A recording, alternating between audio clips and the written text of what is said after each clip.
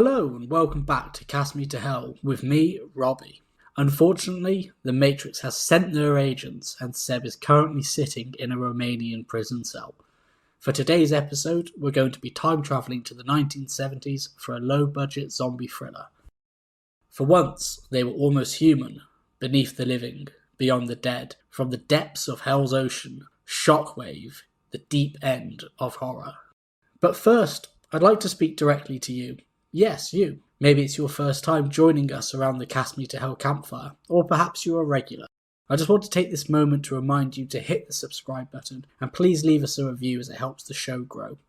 Now put on your speedos, and let's take a dip with Shockwaves. Shockwaves was written and directed by Ken Weirderhorn, who would later go on to direct Eyes of a Stranger and Return of the Living Dead 2, and stars Peter Cushing, John Carradine, and Brooke Adams. Shockwave centres around a group of tourists who become shipwrecked on an island and encounter a squadron of aquatic Nazi zombies. The film gets straight into it, showing a picture of Nazi commanders and soldiers before narration begins effectively laying out the storyline. Nazis have long been looking into magic and occultism, and scientists have started to use corpses for scientific experiments, looking to make super soldiers. Towards the end of the war, the narrator states that there were reports of Nazi platoons fighting barehanded. A drone synth score plays in the credits as the title card, Shockwave, starts to flash.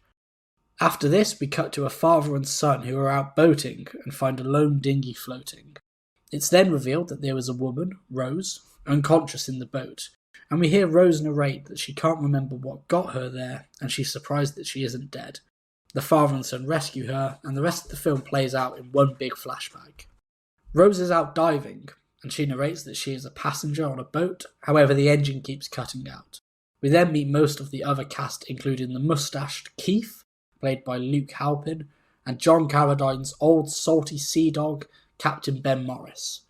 Amongst the other characters, we get an arguing couple, Beverly and Norman, the ship cook Dobbs, and Chuck, who I was convinced was played by a young Michael Rooker.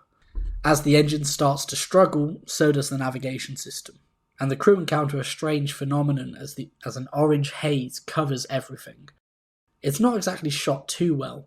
The screen just seems to have an orange filter on it, and the scene is intercut with Jaws-esque cuts of the camera moving through the water, but only the surface scenes seem to have this orange tint to them.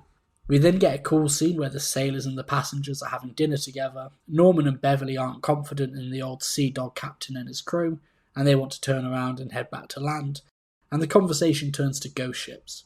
Captain Ben delivers a monologue about how he doesn't believe in them, and it's often a case of tiredness and fear that cause people to hallucinate things. When questioned about the orange haze, Captain Ben insists that it was just a natural phenomenon, the sun being reflected off the sea. We then cut to night as mustachioed Keith and Rose are talking as the rest of the crew and passengers sleep, when suddenly the boat is hit out of nowhere by a giant freighter, which causes everybody else to wake up. As Captain Ben berates Keith about not being able to sail and there being no ships out there, he fires a flare which reveals the skeletal remains of the freighter in the distance. It's quite an eerie and effective shot. We cut to the next day, and Captain Ben has now disappeared, but his clothes and the dinghy remain on the ship. The boat is too damaged, so the crew and the passengers head to a nearby island. Whilst Michael Rooker is climbing a tree, he notices a hotel in the distance. Keith is rowing Beverly and Norman to shore, when under the glass bottom of the dinghy, we see the captain's dead body float under. That's it for John Carradine. Everyone then makes their way to the hotel, only to find out that it's been abandoned for some time. It's a massive building and the characters split up to look around, finding a kitchen with a fish tank, an old refrigerator, and a bunch of other rooms. Whilst the characters are looking around the villa, we see more Jaws-esque shots of the sunken freighter, though we see people coming out of it walking on the ocean floor. The characters then hear orchestral music being played through an old speakerphone from the main lobby and rush back out. The speaker wasn't there when they arrived, and were then introduced to Peter Cushing's Scar. They have some back and forth about why they're there, and the shipwreck characters tell Scar about the sunken freighter, which Scar denies ever being there. He runs off to confirm it, and we see some of the Nazi zombies enter onto the island. The main characters then go to sleep, and in the morning we see Nazi soldiers lying in the cracks of the reef. They then wake up and emerge from the water with a funky synth soundtrack. It's quite a cool scene and the Nazis look interesting.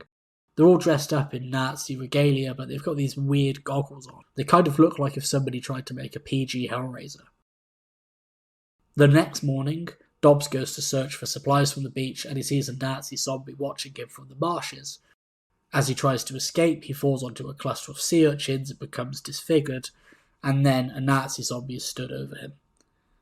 Keith and Scar, meanwhile, talk about how they can leave the island, and Scar tells them that there's a boat nearby, but they have to leave the island now. Rose takes a dip in the marshes and swims into Dobbs' body. They put his body to the shore and find that there's an SS badge with his body. They notice a group of Nazi zombies on the other side of the marshes and decide to go back and confront Scar. When they enter into another room of the house, they find a massive swastika on display. Scar then tells them that it's too late and they should have escaped by now. Scar states that he is indirectly responsible for Captain Ben and Dobbs' death, telling the remaining characters that the Germans had perfected the perfect super soldier who could fight in any conditions, not quite living and not quite dead. Scar tells them that he was in charge of the Toten Corps, or Death Corps, and that they were a group comprised of thugs, sadists and murderers. However, their bloodlust got too much for the war and they were ordered to retreat.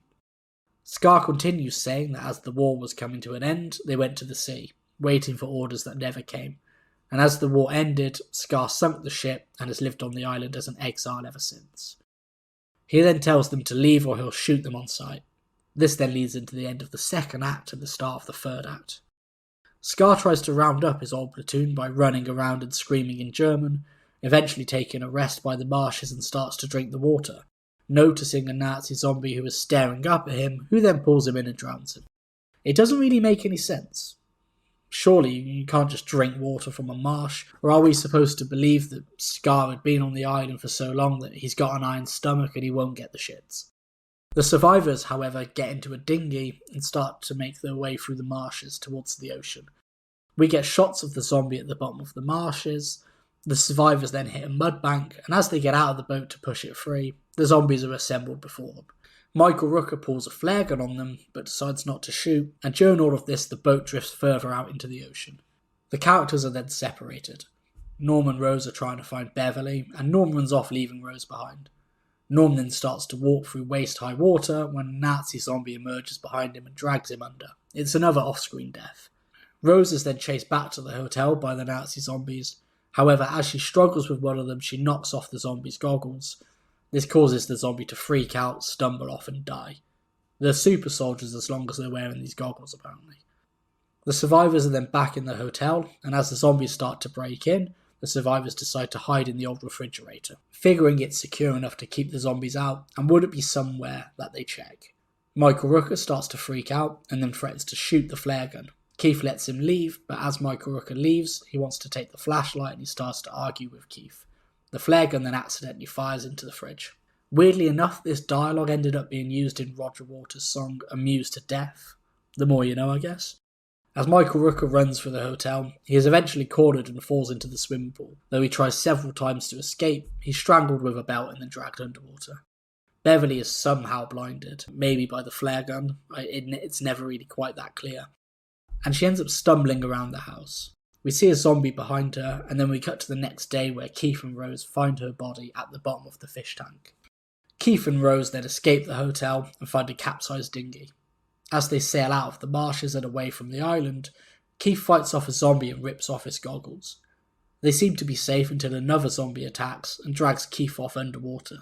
This time, we see his body floating underneath the boat, and with that, Rose cries as she drifts off out into the sea and passes out. We then cut to Rose in a hospital bed, narrating that she is only starting to remember what happened, and as we get one last shot of the sunken freighter, the film ends. Shockwaves is a very mid-film. It's clear to see the low budget when watching the film, a small cast and a primary setting in one location. The first act of the film is decent and the second act is okay. However, by the third act, it falls into the trappings of lots of low-budget horror movies. Just people running through the woods or marshes in the middle of the day with some intense music over it. I think the film also struggles with a sense of identity. The 1970s was a fantastic time for horror movies. exploitation films were exploding, movies with occult or paranormal films were starting to hit a new stride, and the whole dynamic of horror seemed to be shifting. Shockwave feels slightly outdated and almost like a relic from the Hammer or Universal Monsters era. I'm not saying a film needs buckets of gore, but there was zero blood in Shockwaves, and most of the drownings happen off-screen or cut away when somebody is getting dragged underwater. Peter Cushing and John Carradine are both heavily featured in the trailer as Legends of Horror, though both have a relatively short screen time, and whilst they're both certainly veterans of horror, their inclusion and acting adds to this feeling of it being a film from maybe the 1950s or 60s. The zombies themselves are slightly underwhelming as well. Though I respect Shockwaves for trying something different with its whole aquatic Nazi zombies gimmick, which is something that has had a massive resurgence since the days of Call of Duty Zombies, Shockwave tries to avoid all the cliches of the time, choosing to shy away from the brain-dead brain eaters that Romero had popularised and would later expand on the following year with Dawn of the Dead, and instead having the zombies be something entirely different. I feel this actually works against the film. Instead of having truly terrifying flesh-eating monsters, we get a Nazi swimming team who can be defeated by removing their goggles. That's not to say that the film is all bad. The acting is surprisingly decent and it's not a badly written or directed film. Peter Cushing and John Carradine work well with the limited screen time they have. The film just struggles to find its identity and pick a lane. We have a clear B-movie storyline about a team of aquatic Nazi zombies that can't be stopped, but the film takes itself too seriously to allow it to have any fun with the premise. It's also clearly constrained by its budget, as it lacks any inventive kills, and far too much of the film takes place during the day. Apparently the film was made on a $200,000 budget, and was Ken Wiederhorn and producer Ruben Train's first commercial film.